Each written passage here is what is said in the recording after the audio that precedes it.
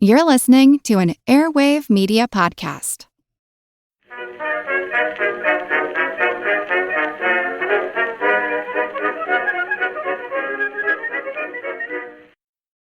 Hello everyone and welcome. The History of the Second World War, Episode 7, The Rise of Mussolini, Part 1, Fascism. This podcast is supported by listeners just like you, and for that support they are given special members-only benefits, like ad-free versions of all of these episodes, plus special monthly episodes over on Patreon. This week has seen the largest number of new supporters in the history of my time doing podcasting.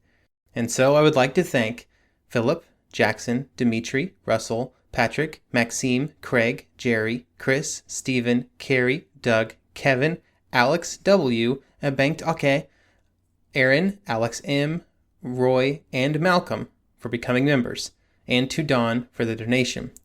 If you would like to join that list, head on over to historyofthesecondworldwar.com/members to find out more information. During the period between 1917 and 1933, it's difficult to overstate the importance of political revolutions around Europe. Not all of those revolutions fit into the standard revolutionary template, with a group proclaiming their intention to overthrow the government, but many of them were truly revolutionary.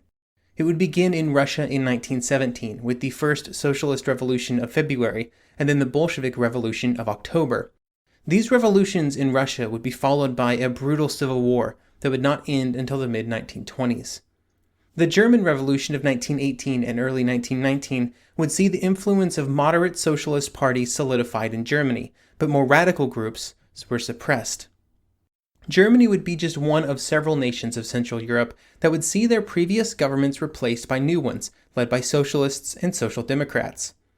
These changes in governments, with a massive shift to the left, when combined with the increase in power and influence of the political parties on the left in many other European nations, caused tremendous concern all throughout the continent. It would result in many of those nations seeing a tug-of-war throughout the interwar period, as socialists and communists on the left strove against conservatives and reactionaries on the right. At times, this tension would escalate into violence, and in a few nations, it would cause radical right-wing nationalist groups to come to power. Nowhere would this shift be more impactful than in Germany, and in our topic of these episodes, Italy. Benito Mussolini would be the first leader of a fascist group to gain control of a nation when he became the Prime Minister of Italy in 1922. He would do so at the head of a group with a, let's call it, complicated set of beliefs that would change over time. At the core of these beliefs was concern and anger at the growing power of socialism and communism within Italy. Mussolini's march on Rome, and then his actions to consolidate his power within Italy, would be seen as an inspiration by other right-wing groups throughout the world. His ability to control the radical left would be seen by many Western politicians, even those who would later be among the most outspoken anti-fascist leaders, as a tremendous accomplishment. While Mussolini would eventually become the one person in control of the Italian fascist state, he would begin as merely one of many fascist leaders within the country. In this episode, we will seek to answer the question of what precisely was the fascist ideology that drove the Italian fascists to gain support throughout Italy, and then in many other nations as well. It is a question that seems, upon first glance, to be easy to answer, but it will have many complications. We will then discuss the views of fascism held by its primary enemy, those political leaders in the socialist and communist parties throughout Europe, parties that from here on out I will probably just refer to as the left. This will just be the first of a 4-part series, as we discuss how Mussolini came to power, how he solidified that power, and then his actions after his position had been assured.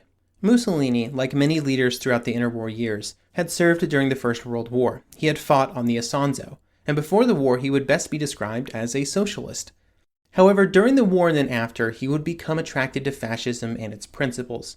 During these years, support for fascism would grow rapidly in Italy, which brings us to a very important question of what precisely was fascism. Before we try to answer that question, first let's discuss what early Italian fascists thought they were supporting, an answer which is incredibly varied. In the early days of fascism, they would try to lay claim to the idea that it was the natural outgrowth of the brotherhood experienced by soldiers who had fought during the war and in the trenches. They would claim that this spirit had brought Italy to victory, and it would help the nation reach new heights of power and prestige. It would also claim that Italy's victory had been taken from it in 1919 during the Paris Peace Conference when Italy was betrayed by her allies. These were incredibly broad concepts and did not specify an exact mission or course of action for fascism. This can be blamed on the fact that fascism, unlike its arch-nemesis socialism, was not based on an intellectual movement. There is not a fascist Marx or Engels, who had evolved theoretical discussions and decisions long before they were put in place. Socialists and communists of this period of history constantly and consistently referred back to the foundational ideas of Marxism, dating back to the Communist Manifesto and before. There was nothing like that in fascism, and because there was not a single unifying vision for what fascism was or should be, fascist movements throughout Europe and the world would diverge in both their actions and their end goals. This caused the movement to be very fluid. Some governments would borrow features of fascist nations to assist in their own goals, such as mass mobilization and the projection of strength, without fully embracing fascism itself. All of this has presented a problem for historians as they have tried over the decades to identify what fascism was, or is, and how it should be classified. Striving for a way to define and identify fascism has occupied a colossal amount of space in the study of the rise of Mussolini and other fascists. Almost every single book I've read on the topic and most of the journal articles have at least touched on the topic, if only to say that the quest for a proper definition seems to be never-ending. In honor of this tradition, we will have to discuss it here at the beginning of this episode. To quote historian Robert Paxton from his seminal work, The 5 Stages of Fascism, quote, "At first sight, nothing seems easier to understand than fascism. It presents itself to us in crude, primary images of chauvinist demagogue haranguing a ecstatic crowd, disciplined ranks of marching youths, uniform-shirted militants beating up members of some demonized minority, obsessive preoccupation with community, decline, humiliation, and victimhood, and compensatory cults of unity, energy, purity, pursued with redemptive violence. Yet great difficulties arise as soon as you set out to define fascism." End quote. One of the largest problems is one of details. Mussolini himself would often explain what fascism was in only the broadest possible terms, speaking of a single party, a single nation, a single leader. But what that party or nation or leader should try to achieve was often left to amorphous ideas of power, prosperity, and control. There was not a specific plan or a specific roadmap, and even in cases in which a specific policy was pursued, that specific policy might be changed based on the situation. To quote R.J.B. Bosworth from Mussolini's Italy, Life Under the Fascist Dictatorship 1915 to 1945, quote, "As Mussolini told Franco in October 1936, what the Spaniards should aim at was a regime that was simultaneously authoritarian, social, and popular." End quote. However, this ambiguity was seen by many as not a weakness but a strength, or as fascist Camillo Pizzelli would say, above all else, fascism is, and must always increasingly become, a way of life. To cast it as dogma, however the word is understood, means to bind it with a chain that, if it is not immediately sundered in the process of acting, can only end up shackling and perhaps killing off all future development. End quote. So while the exact specifics of what the definitional form of fascism is defined as can be difficult to determine, there are some key concepts at the root of all examples that we have of fascist movements. Core to the fascist idea was the belief that a unified, centralized, and authoritarian state was the best way to bring about change and to push the state forward towards a better future.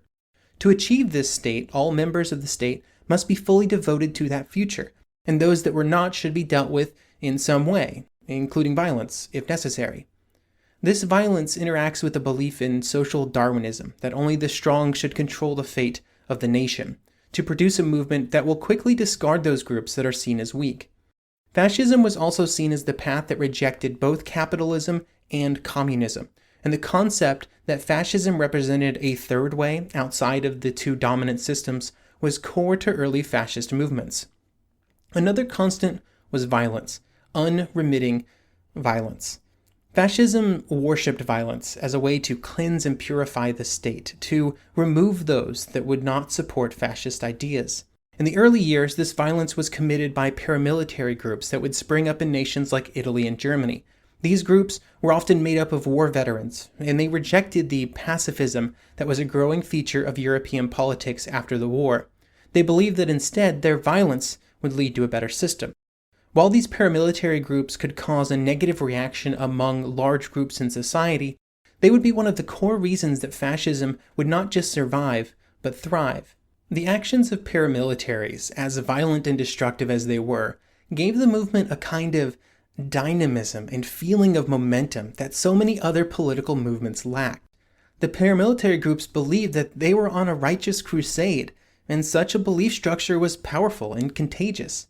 The willingness of the paramilitary groups to treat all opponents as worthy of violence, and then to ruthlessly pursue that violence against them, caused many people, even those outside of the core fascist groups, to believe that they could bring some sort of order to modern society. For example, if you were a person who also believed that communism was going to be the downfall of society, the fascists were the ones obviously dealing with that problem, not just theoretically or politically, but out in the streets. How they were doing this was at times unsettling, with all of the brutal and savage beatings of people and the mass killings of those who opposed them. But many would ignore those actions and focus instead on the results, which they saw as successful outcomes. And then in the later years, the violence would simply be ignored, until eventually the paramilitary groups were brought to heel after the fascists came to power. However, by that point, the paramilitary groups had performed their most important purpose, catapulting fascism onto the national stage. It was through their devotion to the idea and their willingness to do whatever was necessary that they would accomplish their task.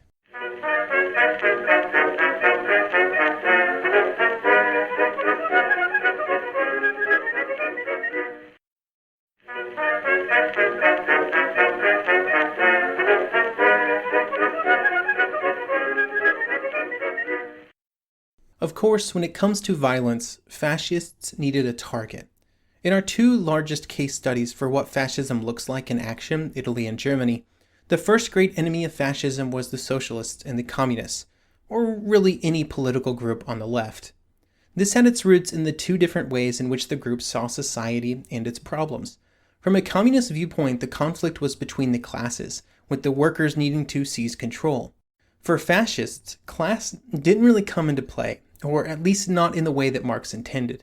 Instead, fascists saw the productive and supportive classes ranged against their unproductive enemies. And how a group was classified as unproductive often had little to do with their specific economic output, and instead was based on a wide range of almost arbitrary factors. For example, racism, while intrinsic to later fascism in Germany, did not play a large role in the fascist rhetoric in Italy in the early 1920s.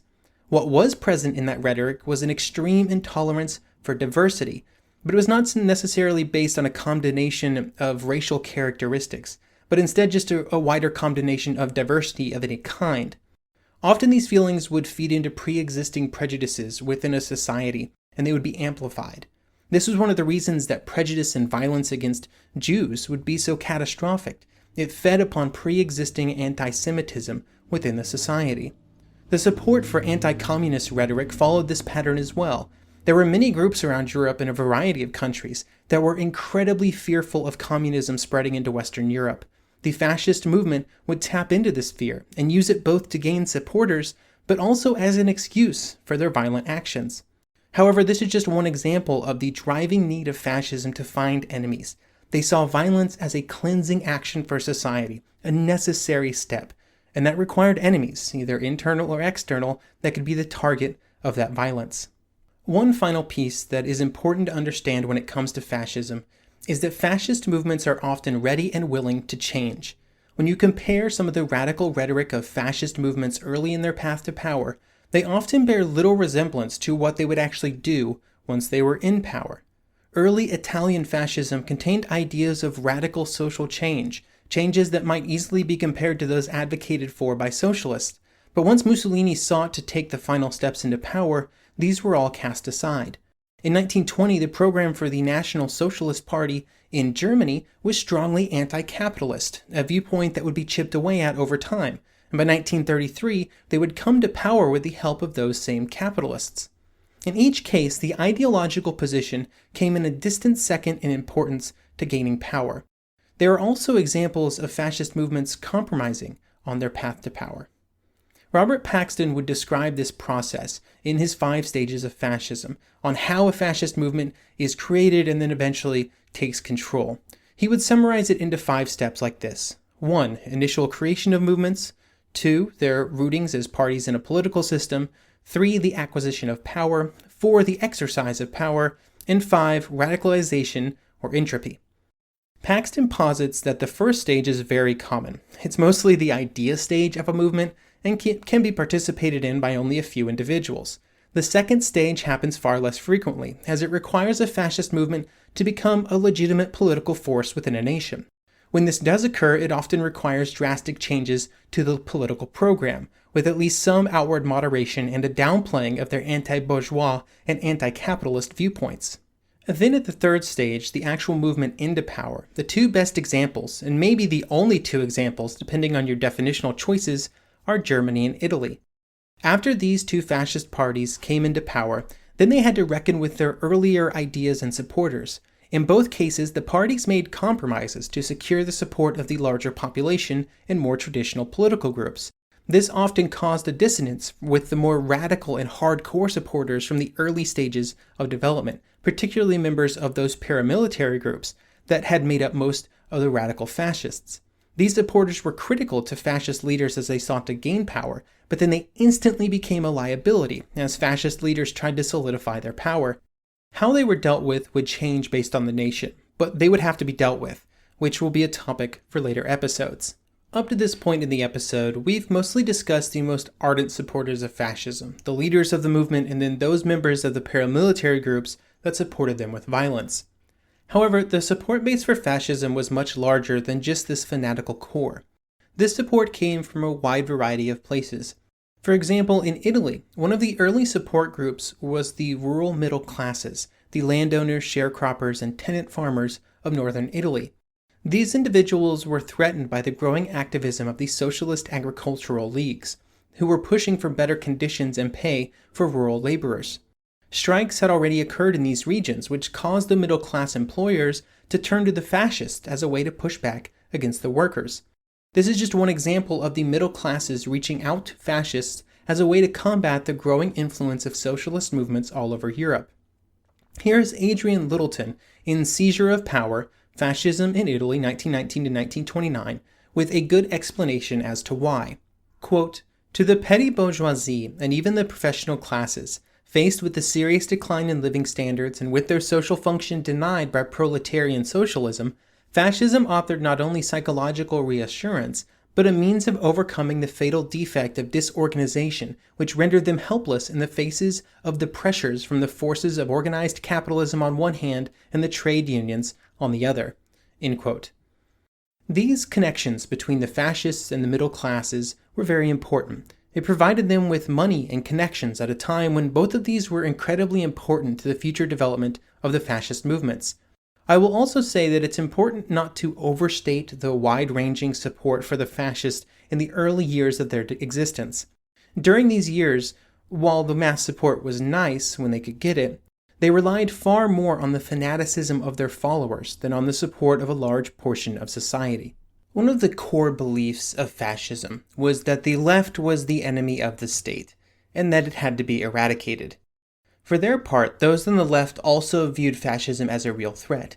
It seems only appropriate here in this episode to look at how the political leaders on the left viewed fascism during this period. When looking at these viewpoints, it's clear that for everybody outside of the fascist groups themselves, they were all grappling with the ever-evolving nature of fascism, and it was a challenge for them to properly define fascism and to try and determine a proper reaction to it. Or, as Gerhard Gotz would say in Austro-Marxist interpretations of fascism, quote, "When other groups in Europe were reacting to fascism and its rise, they were dealing not with a completed phenomenon neatly encapsulated between two dates, but as a living movement that was in constant states of flux." Or, as communist Palmiro Togliatti would say, quote, "Fascist ideology is nothing if not a chameleon, look at a fascist ideology only in terms of the goal that fascism was aiming at, or aiming to achieve at that precise moment with that precise ideology. Even though the target was always shifting, there were many discussions and attempts to define the movement. At first, they would look at fascism from a classist perspective. In this view, they believed that fascists belonged to classes that were most directly threatened by a Marxist social revolution. The class most at threat by this revolution was the petite bourgeoisie, who were threatened not just by a social revolution, but also by the larger industrial capitalists. Or, as Julius Bronthal would say in 1922, fascism was, quote, the brutal expression of the property-owning class's desire for domination, counter-revolution in its modern form of militaristic violence. The capitalist class was seeking to upset the equilibrium of class forces between, on the one hand, the economic hegemony of the bourgeoisie, and on the other, the political power of the proletariat. This connection between fascism and capitalism was solidified by the time of the Fifth World Congress of the Comintern in 1924. At the Congress, fascism was also connected to both just a poorly structured proletarian revolution and the contamination of communist movements by social democrats.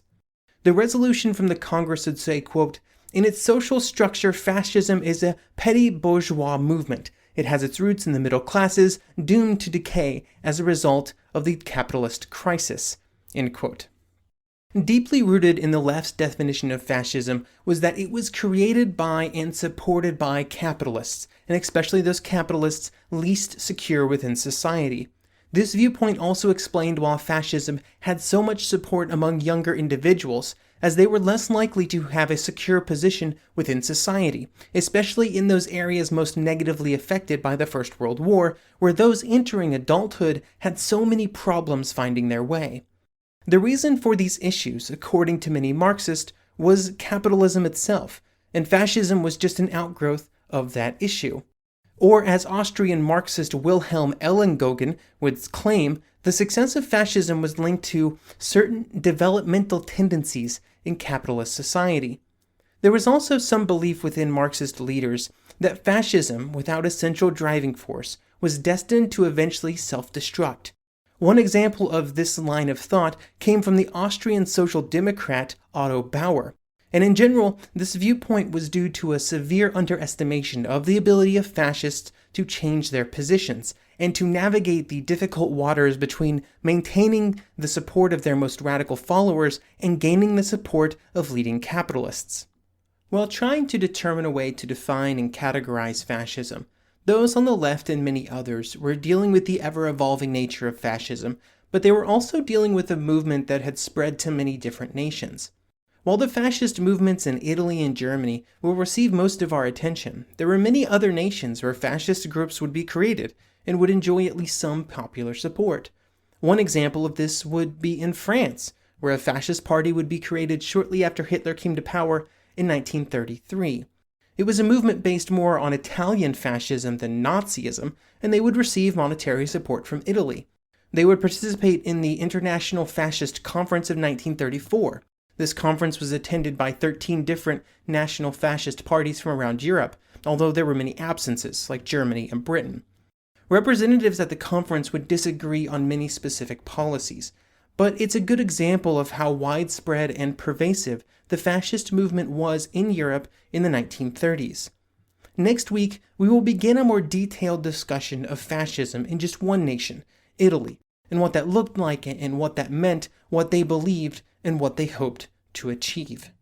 Thank you for listening, and I hope you will join me next episode for that discussion.